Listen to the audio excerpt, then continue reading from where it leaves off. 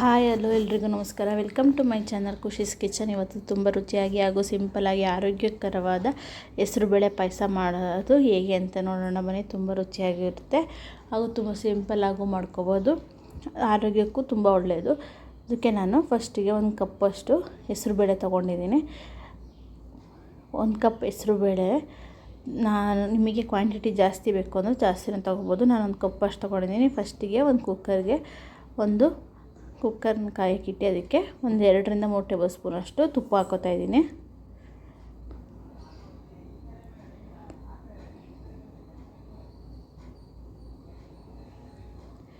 ಈಗ ಒಂದು 5 ನಿಮಿಷ ತುಪ್ಪ ಕಾದ ನಂತರ ನಾವು ತೊಗೊಂಡಿದ್ದಂಥ ಒಂದು ಕಪ್ ಹೆಸರುಬೇಳೆನ ಇದಕ್ಕೆ ತುಪ್ಪದಲ್ಲಿ ಹಾಕಿ ಒಂದು 5 ನಿಮಿಷ ಚೆನ್ನಾಗಿ ಹುರ್ಕೊಳ್ಳಿ. ಸ್ವಲ್ಪ ಅದ್ರದ್ದು ಹಸಿ ವಾಸನೆ ಹೋಗಿ ಒಂದು ಸ್ವಲ್ಪ ಗೋಲ್ಡನ್ ಕಲರು ಟರ್ನ್ ಆಗಬೇಕು.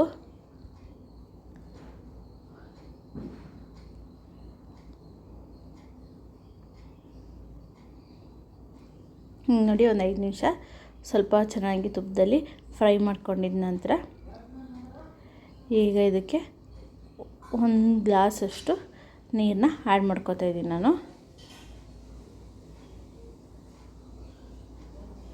ನೋಡಿ, ಗೋಲ್ಡ್ ಕಲರ್ ಟರ್ನ್ ಆಗಿದೆ. ಈಗ ಸಾಕು. ಇದಕ್ಕೀಗ 1ರಿಂದ 2 ಗ್ಲಾಸಷ್ಟು ನೀರನ್ನ ಆ್ಯಡ್ ಮಾಡ್ಕೊಳ್ಳಿ. ಅಂದರೆ ಹೆಸರುಬೇಳೆ ಬೇಯೋಷ್ಟು ನೀರನ್ನ ಹಾಕ್ಕೋಬೇಕು. ಈಗ ಇದು ಒಂದು 2ರಿಂದ 3 ವಿಷಲ್ ಬರಬೇಕು. ಅದು ಚೆನ್ನಾಗಿ ಸ್ವಲ್ಪ ಬೇಳೆ ಪರುಪಾಗಬೇಕು. ಈ ಸೈಡ್ ಇನ್ನೊಂದು ಪಾತ್ರೆಗೆ ನಾನು 1 ಕಪ್ಪು ಹೆಸರುಬೇಳೆಗೆ 1 ಕಪ್ಪಷ್ಟು ಬೆಲ್ಲ ತೊಗೊಂಡಿದ್ದೀನಿ. ಆರ್ಗ್ಯಾನಿಕ್ ಬೆಲ್ಲ ತೊಗೊಂಡಿದ್ದೀನಿ. ಇದಕ್ಕೆ ಸ್ವಲ್ಪ ನೀರು ಹಾಕಿ ಬೆಲ್ಲ ಕರಗಲಿಕ್ಕೆ ಇಡೋಣ. ಇನ್ನೊಂದು ಸೈಡು ಒಂದು ಬಾಣಲಿಗೆ ಇನ್ನೊಂದು 2 ಟೇಬಲ್ ಸ್ಪೂನಷ್ಟು ತುಪ್ಪ ಹಾಕ್ಕೊಂಡು ನಾವು ಡ್ರೈ ಫ್ರೂಟ್ಸ್ನ ಫ್ರೈ ಮಾಡ್ಕೋಬೇಕು.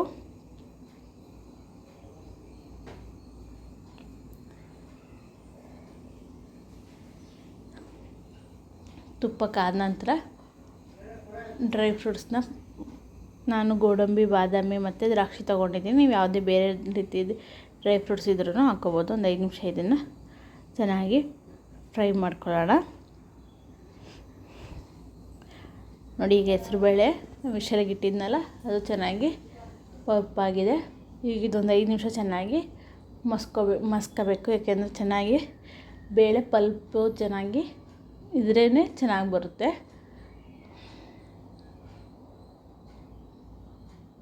ಒಂದು 5 ನಿಮಿಷ ಚೆನ್ನಾಗಿ ಮಸ್ಕೊಳ್ಳೋಣ. ಇದು ಆಗಿದೆ.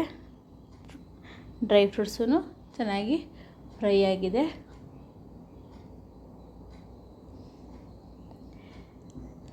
ನೋಡಿ, ಈ ಸೈಡನ್ನು ಬೆಲ್ಲ ಕರಗಿದೆ. ನಾವು ಮಸ್ತಂತಹ ಹೆಸರು ಬೇಳೆಯನ್ನು ಈಗ ಬೆಲ್ಲದೊಳಗಡೆ ಹಾಕೊಳ್ಳೋಣ.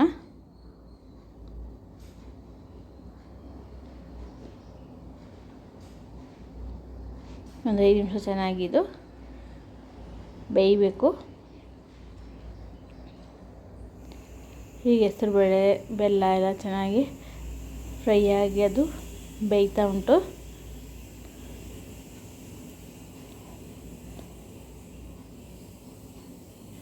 ಈಗ ನಾನು ಇದಕ್ಕೆ ಒಂದು 4 ಏಲಕ್ಕಿ ಕಾಯಿ, 1-2 ಲವಂಗ ಹಾಕ್ಕೊಂಡಿದ್ದೀನಿ. ನಾನು ಇದಕ್ಕೆ 1 ಕಪ್ಪಷ್ಟು ಕೊಬ್ಬರಿ ಪುಡಿ, ಡ್ರೈ ಕೊಬ್ಬರಿ ತೊಗೊಂಡಿದ್ದೀನಿ. ಇಲ್ಲ ಹಸಿ ಕೊಬ್ಬರಿನಾರು ತೊಗೋಬೋದು ಅಥವಾ ಡ್ರೈ ಕೊಬ್ಬರಿನಾರು ತೊಗೋಬೋದು. ಹೀಗಿದು ಕುದಿಯೋ ಸ್ಟೇಜಲ್ಲಿ ನಾನು ಡ್ರೈ ಫ್ರೂಟ್ಸ್ನ ಆ್ಯಡ್ ಮಾಡಿದ್ದೀನಿ. ಹೀಗಿದು ಒಂದು 10ರಿಂದ 15 ನಿಮಿಷ ಚೆನ್ನಾಗಿ ಕುದಿಬೇಕು.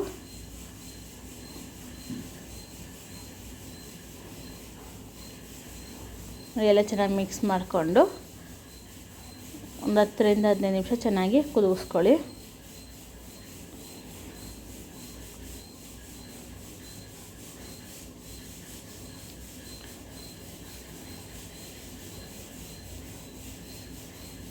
ಚೆನ್ನಾಗಿ ಕುದೀತಾ ಇದೆ.